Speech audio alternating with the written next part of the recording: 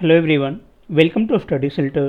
दोस्तों 69 BPSC mains के current affairs को ध्यान में रखते हुए हम लोग डेली न्यूज़पेपर की सीरीज कर रहे हैं और इसमें हम लोग जो न्यूज़पेपर के अंतर्गत महत्वपूर्ण आपके करंट अफेयर्स होते हैं उन सारे करंट अफेयर्स को हम लोग जो है वो आंसर राइटिंग से जो है जोड़ने का प्रयास करते हैं, वहाँ पे इंटरलिंक करने का प्रयास करते हैं।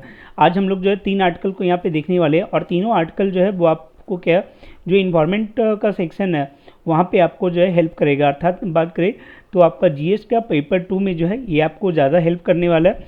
वहाँ पे अगर आपको इन्वायरमेंट से रिलेटेड, ऊर्जा से रिलेटेड प्रश्न आते हैं तो वहाँ पे हेल्प करेगा। और साइंस एंड टेक का जो क्वेश्चन होता है वो भी आपको जो है कई बार एनर्जी से रिलेटेड होता है, तो यहाँ पे आपको ये हेल्प करने वाला है। आइए देखते हैं आज की उन आर्टिकल को, लेकिन उसके पहले जो है एक प्रश्न यहाँ पे हम लोग देख लेते हैं जो आपका पूछा गया है 64 बीपीएससी में जो है ये आपका पूछा गया है 2019 में।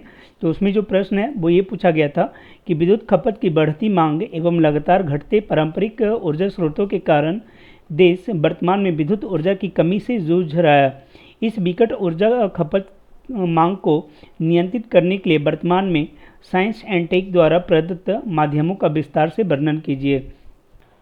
तो अगर आप प्रश्न को देखेंगे तो ये प्रश्न भी आपका जो है एनर्जी से रिलेटेड है और यहाँ पे 2-3 पार्ट में पूछा गया। पहले तो ये जो पहला पार्ट है कि विद्युत खपत की बढ़ती मांग एवं लगातार घटते पारंपरिक ऊर्जा स्रोतों के कारण देश में विद्युत ऊर्जा की कमी से जूझ रहा है। तो उस टाइम क्या है कि कोई आपका रिपोर्ट आया होगा, कोई डेटा होगा, उसके आधार पे ये प्रश्न आपका बना है, जहाँ पे आपको जो है थोड़ा बहुत आपको डेटा में दिखाना होता होगा कि विद्युत खपत की बढ़ती मांग मतलब विद्युत खपत की मांग में कितनी बढ़ोतरी हुई है और जो हमारा ऊर्जा स्रोत है उसमें जो है लगातार कमी देखी जा रही है।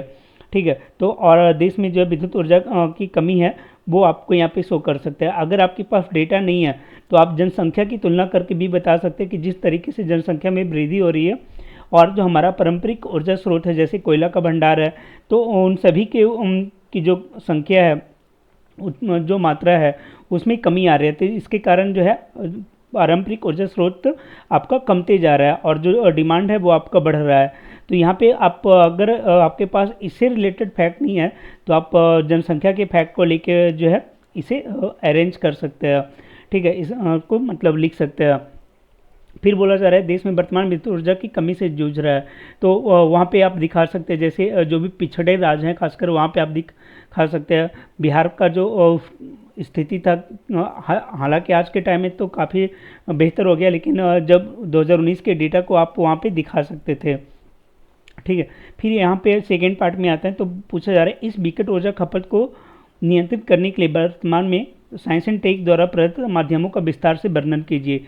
यहाँ पे जो बात आ रही है कि ऊर्जा खपत मांग को नियंत्रित करने के लिए साइंस एंड टेक की भूमिका, तो यहाँ पे आपका जो है साइंस एंड टेक वाले पोर्शन में आपको लिखना होगा 2 चीज़ों के ऊपर आपको जो है लिखना होगा। पहला बोल रहा है नियंत्रित करने के लिए, तो कोई भी अगर समस्या हो तो उसे नियंत्रित करने का 2 उपाय होता है। पहला कि जो समस्या है वो जो बढ़ रहा है तो उसकी जो बढ़ने की दर है आप वो कम कीजिए। ठीक है, तो ये जो खपत की मांग है तो इस खपत की मांग को कम करने के लिए क्या है कि आपका जो ऊर्जा उत्पादन है वो आपको ज़्यादा करना होगा। ऊर्जा उत्पादन जो है, ठीक है, मतलब ये जो समस्या उत्पन्न हो रही है तो उसके लिए क्या है कि आपको ऊर्जा उत्पादन ज़्यादा करना होगा। अब क्या है कि ऊर्जा उत्पादन में कहाँ कहाँ टेक्नोलॉजी आ सकता है तो उस जगह पे आपको टेक्नोलॉजी के बारे में लिखना है, जैसे सोलर एनर्जी, टाइडल एनर्जी या फिर जो परमाणु ऊर्जा है, तो उन सभी का बात जो है आप यहाँ पे कर सकते हैं।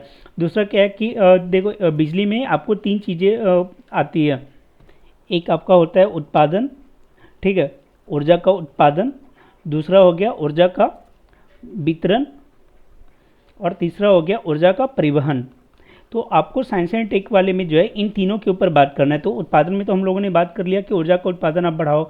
वितरण में क्या है कि जो डिस्कॉम कंपनियां हैं वो किस तरीके से वितरण करें ताकि जो है जो एनर्जी का लॉस है वो जो है कम से कम हो। वहाँ वो मतलब वितरण में क्या है कि जिन क्षेत्रों में जो है ऊर्जा नहीं पहुंची है वहाँ पे एनर्जी हम लोग किस तरीके से पहुंचा सकते हैं, डेटा का यूज कर सकते हैं। ठीक है, तो डेटा की यूज करने के लिए जो है उसके ऊपर आप साइंस एंड टेक को लिख सकते हो। फिर परिवहन में हम लोग इस तरीके का जो है परिवहन माध्यम को चुने जहाँ पे जो एनर्जी ट्रांसफर है, जो एनर्जी है वो हमारा कम से कम वहाँ पे खपत हो, लॉस जो है एनर्जी का लॉस वो कम से कम हो, तो वहाँ पे आप साइंस एंड टेक को दिखा सकते हैं। तो इस तरीके से जो है आप चीज़ों को यहाँ पे रिलेट करके लिख सकते हैं। खैर अब बात करते हैं आज का जो पहला टॉपिक है उसके ऊपर, वो भी आपका एनर्जी से रिलेटेड है। तो यहाँ पे बताया ये जा रहा है, ये जो आपका आर्टिकल है इसमें बोला जा रहा है कि सौर ऊर्जा उत्पादन का जो वैश्विक परसेंटेज है उसमें 12% की जो है हिस्सेदारी भारत की हो गई है। अर्थात भारत का जो सौर ऊर्जा उत्पादन है उसमें जो है वृद्धि देखी गई है, और वैश्विक स्तर पे इसका जो हिस्सेदारी है उसमें भी यहाँ पे वृद्धि देखी गई है।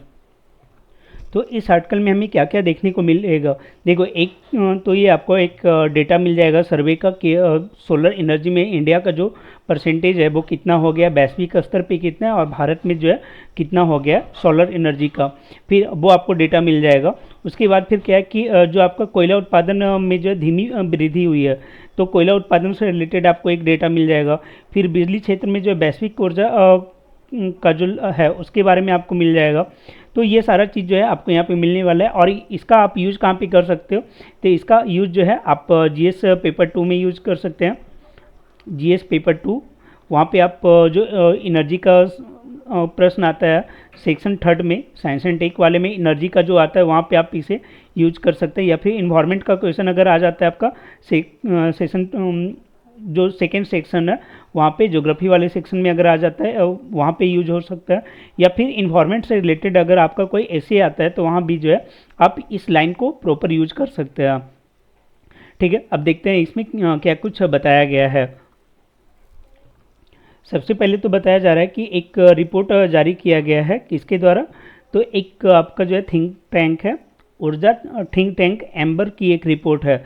एम्बर की इस रिपोर्ट में जो है ये बताया गया, और ये है क्या, तो ये एक ऊर्जा थिंक टैंक है उसके द्वारा ये रिपोर्ट जारी किया गया है। इसमें बोला ये जा रहा है कि भारत जो है वर्ष 2023 की पहली छमाही में सोलर एनर्जी उत्पादन में वैश्विक वृद्धि में 12% का योगदान दिया है।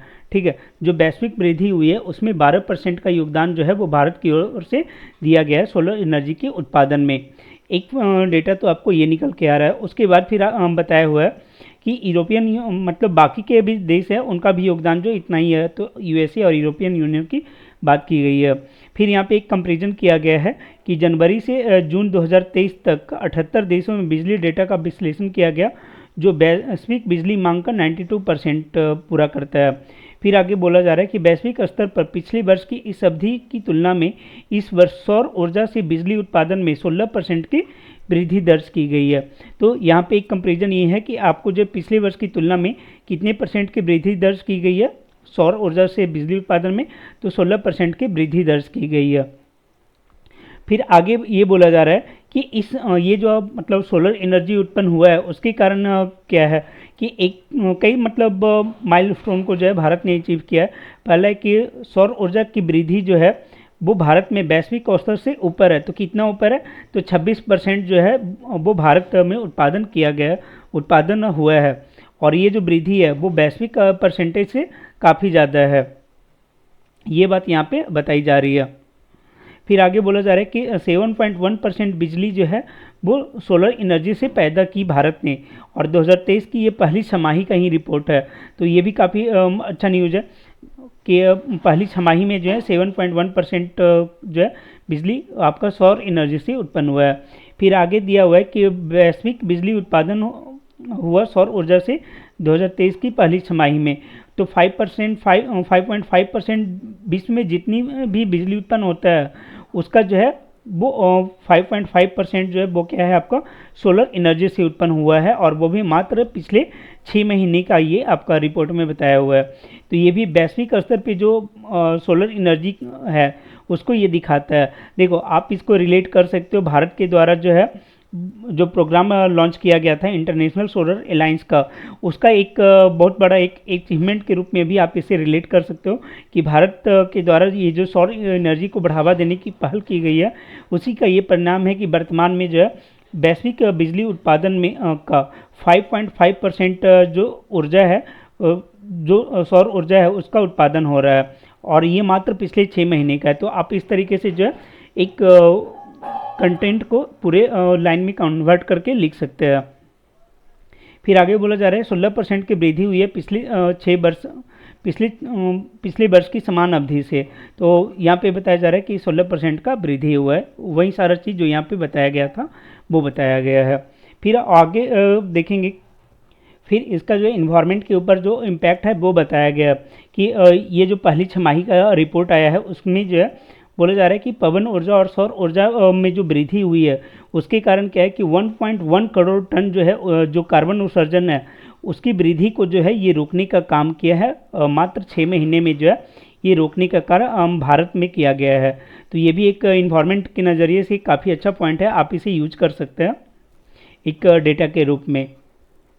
ठीक, फिर आगे वही सारी बात यहाँ पे की गई है कि 2015 में जो है प्रधानमंत्री के और फ्रांस के राष्ट्रपति के द्वारा जो है इंटरनेशनल सोलर अलायंस किया गया था और भारत मतलब इस रिपोर्ट के एम्बर के अनुसार जो है भारत में जो है ऊर्जा एक सौर ऊर्जा में प्रमुख वैश्विक खिलाड़ी बनने की क्षमता, मतलब एक तरीके से सोलर एनर्जी में जो है लीड करने की क्षमता भारत में है, इस बात को यहाँ पे बताया जा रहा है। फिर आगे बोला जा रहा है कि जो पवन ऊर्जा और सौर ऊर्जा में ये वृद्धि जो देखी गई है, वृद्धि से वैश्विक बिजली क्षेत्र में जो उत्सर्जन है, जो कार्बन उत्सर्जन की यहाँ पे बात कर रहे हैं, जो कार्बन उत्सर्जन है वो आपका स्थिर हुआ है और उसके कारण कार्बन उत्सर्जन में जो है पिछले वर्ष की तुलना में आप देखोगे तो 0.2% की मामूली वृद्धि ही दर्ज की गई है। तो मतलब काफ़ी कम जो है आपका उत्सर्जन यहाँ पे उत्सर्जन में वृद्धि हुआ है, ये चीज़ यहाँ पे बताई जा रही है। ठीक है, फिर वही चीज़ आपका कोयला से रिलेटेड भी बताया गया कि नवीकरणीय ऊर्जा में वृद्धि के कारण कोयला उत्पादन में धीमी वृद्धि हुई है। वृद्धि तो हुआ है लेकिन काफ़ी कम वृद्धि हुआ है। 2023 की पहली छमाही में भारत के बिजली क्षेत्र में उत्सर्जन 3.7% की वृद्धि हुई है, मगर यह 2022 की पहली छमाही में देखी गई वृद्धि से आधे से भी कम है। आप समझ सकते हैं कि पिछले बार इसका मतलब जो है आपका 6.7 के आसपास रहा होगा। ठीक है, और उससे भी ज़्यादा रहा होगा क्योंकि यहाँ पे बोला जा रहा है कि पिछले छमाही में जो है देखी गई वृद्धि से आधे से कम है। तो आप बता सकते हैं कि सोलर एनर्जी और सौर ये पवन ऊर्जा में वृद्धि के कारण जो है कोयला उत्पादन में जो वृद्धि की दर है वो काफ़ी कम हो गई है, धीमी वृद्धि हो रही है। तो ये भी भारत सरकार के प्रयास का कहाँ जहाँ भी आपको मतलब कंटेंट डालने का ज़रूरत है वहाँ पे आप डाल सकते हैं कि भारत सरकार के द्वारा पर्यावरण के क्षेत्र में क्या क्या प्रयास किए गए हैं, वहाँ पर आप इस फैक्ट को आराम से डाल सकते हैं। ठीक है, देखते हैं आगे।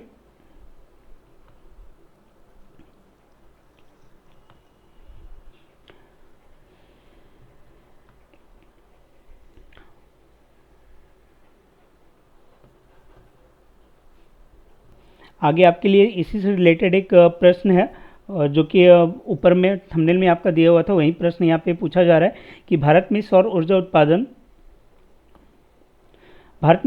उत्पादन की संभावनाओं एवं प्रगति की चर्चा करें, इसके सामने आने वाली चुनौतियों के निवारण को बताइए। तो आप इस क्वेश्चन को जो है एक बार लिखने का प्रयास कीजिएगा और जब आप इसे लिख रहे होंगे तो कुछ पॉइंट जो है वो आपको ध्यान में रखना है। मतलब कोई भी अगर आप सोलर एनर्जी से कंटेंट लिख रहे हैं, कोई भी आंसर अगर आप लिख रहे हैं तो आपको क्या है कि ये सारी चीज़ें जो है उसमें आना चाहिए। जैसे कि भारत एक उष्णकटिबंधीय देश है जहाँ पे सौर ऊर्जा जो है उसकी अपार संभावनाएं हैं। यहाँ पे लगभग 300 दिनों तक जो है सूर्य रहता है और 3000 घंटों की धूप इसे प्राप्त होती है। तो उस अनुसार जो है काफ़ी संभावनाएं हैं कि इन सौर ऊर्जा का जो है हम लोग बिजली के रूप में परिवर्तन कर सकें। ठीक है, ये चीज़ यहाँ पे आप लिख सकते हैं। फिर कि जिससे भारत में क्या होगा कि बढ़ी हुई जो ऊर्जा समस्याएं हैं उनका समाधान किया जा सकता है। आप देख रहे थे ऊपर में जो क्वेश्चन पूछा गया था आपका 64वीं बीपीएससी में, तो वहाँ पे आप बता सकते हैं कि ऊर्जा का समाधान में कि इसका यूज करके जो है ऊर्जा समस्या का समाधान हम लोग कर सकते हैं। फिर आपको जो है जब भी आप लिख रहे हो तो आपको इंटरनेशनल सोलर अलायंस के बारे में जो है मेंशन करना है कि हाँ उसका जो है भारत ने स्थापना किया था। फिर जो सोलर एनर्जी से रिलेटेड कुछ स्कीम है उसके बारे में भी आपको बताना चाहिए। जैसे कि आपका हो गया सोलर पार्क स्कीम, आपको जो है बड़े बड़े सोलर पार्क बनाए जा रहे हैं, सोलर ट्री बनाया जा रहा है। ठीक है, सोलर ट्री का कॉन्सेप्ट आ गया। तो उन सबसे क्या है कि एक तरीके से छोटे छोटे रूपों में भी जो है एक तो बड़ा रूप में आपका सोलर पार्क हो गया और छोटे स्तर पे जो है सोलर ट्री बना के जो है जो सोलर एनर्जी है उसको जो हम लोग ऊर्जा में कन्वर्ट करने का प्रयास कर रहे हैं। और उसी में अगर आप देखोगे तो और छोटे स्तर पे क्या किया जा रहा है कि सोलर रूफटॉप प्रोग्राम आपका लाया गया है। ठीक है, सोलर रूफटॉप प्रोग्राम। और फिर उसके अलावा जो है आप देखोगे इसी को बढ़ावा देने के लिए, मतलब सोलर रूफटॉप को ही बढ़ावा देने के लिए एक सृष्टि योजना जो है गवर्नमेंट के द्वारा लाई गई थी, जिसका मतलब है sustainable rooftop implementation of solar transfiguration of India. तो ये आपका सृष्टि योजना भी आपका क्या है, सोलर रूफटॉप से ही रिलेटेड है। तो अगर आपको सोलर रूफटॉप के ऊपर जो है एक शॉर्ट क्वेश्चन आता है, जैसा कि आजकल बीपीएससी के द्वारा पूछा जा रहा है, तो वहाँ पे भी आप इसे मेंशन कर सकते हैं। इसके अलावा आप नेशनल सोलर मिशन है, सौर मिशन, उसके बारे में मेंशन कीजिए और उसके जो कुछ महत्वपूर्ण पॉइंट है, जैसे भारत का क्या लक्ष्य है और कितने वर्ष में जो है भारत कितना गीगावाट जो है इसका उत्पादन का लक्ष्य रखा है, वो सारी चीज़ों को आप मेंशन करने का प्रयास कीजिएगा नेशनल सोलर मिशन के तहत। फिर यहाँ पे अंतर्राष्ट्रीय सौर गठबंधन, ये तो हम लोगों ने देख ही लिया कि इसका जो है मेंशन करना है। फिर आपको एक होगा किसान ऊर्जा सुरक्षा एवं उत्थान महाअभियान, अर्थात पीएम कुसुम का भी जो है आप जिक्र कर सकते हैं। तो ये सारी योजनाएं जो हैं आपके प्रश्न में ज़रूर आना चाहिए अगर आप सोलर एनर्जी की बात कहीं पे कर रहे हैं तो। फिर है कि सोलर उत्पादन जो है उसकी कुछ चुनौतियां, जैसे कि वो काफ़ी महंगा होता है, उसमें जो पहली बार में जो पैसा लगता है वो काफ़ी ज़्यादा लग जाता है, और भी कई सारी चुनौतियां हैं, आप उसे मेंशन कीजिएगा। तो उन सभी को जो है आपको वहाँ पे लिखना है। साथ वही चीज़ें यहाँ पे बताई गई है, काफ़ी महंगे है, सबकी पहुँच में नहीं है, इसके लिए तकनीकीगत निवेश को बढ़ाना होगा, तो ये यहाँ पे बात की जा रही है। फिर अगर लक्ष्य की बात करें तो 2030 तक भारत ने जो है अपने 280 गीगावाट को स्थापित करने का लक्ष्य रखा है, कि हम लोग जो है 2030 तक 280 गीगावाट सौर क्षमता को प्राप्त करेंगे। तो ये लक्ष्य रखा गया है सोलर एनर्जी से रिलेटेड। देखते हैं अगले आर्टिकल को। तो आप इसे एक बार लिखने का प्रयास कीजिएगा और जितना आप लिखिएगा उतना जो है आपका इम्प्रूवमेंट होगा। ठीक है, अगला जो है वो भी आपका इन्वायरमेंट से रिलेटेड है। यहाँ पे जो बात की जा रही है वो आपका इको टास्क फोर्स के बारे में बात की जा रही है, कि ये जो बटालियन है कैसे जो है वो हेल्प कर रही है पर्यावरण के क्षेत्र में। आप यहाँ पे देख सकते हैं, यहाँ पे बताया हुआ है कि राज्य सरकारी प्रादेशिक सेना अर्थात टेरिटोरियल आर्मी के बारे में जो है वो बोल रही है कि हमें इसकी ज़रूरत है, उसके ऊपर जो है रुचि दिखा रही है। और अभी अगर बात करें तो ये कौन कौन से क्षेत्रों में, तो ये आपका छत्तीसगढ़, यूपी, उत्तराखंड, इन सारे क्षेत्रों में जो है ये काफ़ी एक्टिव है। अगर बात करें इकोसिस्टम के लिए जो इको टास्क फोर्स बटालियन है उसके बारे में, ठीक है, इसकी जो स्थापना है वो आपका कब हुआ था, तो प्रादेशिक सेना के लिए जो इको टास्क फोर्स है इसका गठन जो है पहली बार 1982 में हुआ था, और आज इसकी जो है 75 ईयर कंप्लीट में मतलब प्रवेश कर चुका है। अच्छा, एक बात यहाँ पे ध्यान रखना, ये आपका जो 75 ईयर है ये बात किया जा रहा है प्रादेशिक सेना के बारे में, ठीक है, और उसी के एक मतलब ब्रांच के रूप में आप देखो तो प्रादेशिक सेना के ही ब्रांच के रूप में आपको इको टास्क फोर्स है, जिसका कि गठन किया गया था 1982 में। और ये जो है मतलब वनों की कटाई को रोकने का काम करता है, और जो भी क्षतिग्रस्त पहाड़ी हैं उनकी चुनौतियों का सामना करता है, और ये जो है पेड़ पौधे भी लगाने का काम करता है। तो इसके बारे में और चीज़ें जानते हैं। इसने जो अभी तक महारत हासिल की है वो आप अगर देखोगे तो ग्रीन जो एरिया है, ग्रीन फॉरेस्ट का एरिया है, उसे डेवलप करने में इसका काफ़ी योगदान रहा है। 40 वर्षों में इसमें जो है इसने महारत हासिल कर ली है। इसके अलावा जो है जो नदी और वन संरक्षण है उसमें ये काम करता ही है। आप यहाँ पे देखो कि गंगा की स्वच्छता में भी जो है ये काफ़ी बढ़ चढ़ के हिस्सा लिया था, और काफ़ी कार्य इसने जो है उत्तर प्रदेश से उत्तराखंड का जो क्षेत्र है, बिहार है, उन सभी में इसने महत्वपूर्ण भूमिका निभाई है। ठीक है, यहाँ पे आगे बताया जा रहा है कि गंगा की सफाई के लिए जो है इन राज्यों ने अर्थात यूपी, बिहार, उत्तराखंड, ये सारे राज्यों ने जो है इको टास्क फोर्स की तैनाती में बढ़ोतरी का भी अनुरोध किया है। फिर आप आगे बताया जा रहा है कि राष्ट्रीय स्वच्छ गंगा मिशन के हिस्से के रूप में जल शक्ति मंत्रालय के साथ मिलकर इसके संरक्षण और कायाकल्प की दिशा में काम कर रहा है, और इसने जो है गंगा नदी में जो गंदगी डाला जाता है उसको रोकने में भी जो है काफ़ी अहम भूमिका निभाया है। तो आप इससे मतलब एक रूबरू हो गए होंगे कि ये इको टास्क फोर्स है क्या और इस बटालियन का जो है काम क्या है। अब बात है कि इसका हम लोग यूज कहाँ पे कर सकते हैं।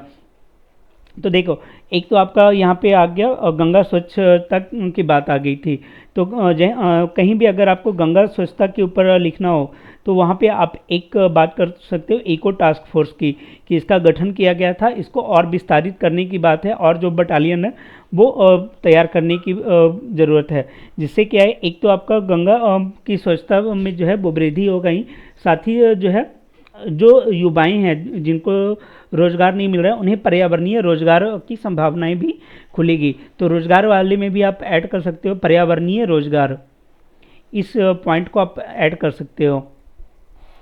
ठीक, उसके बाद फिर क्या है कि इनके बारे में आपको बता देना है कि क्या क्या काम कर रहे हैं। जैसे वन क्षेत्र को जो है वो बढ़ावा देने में इनका योगदान है, फिर जो नदी है, नदी के स्वच्छता में इनका योगदान है।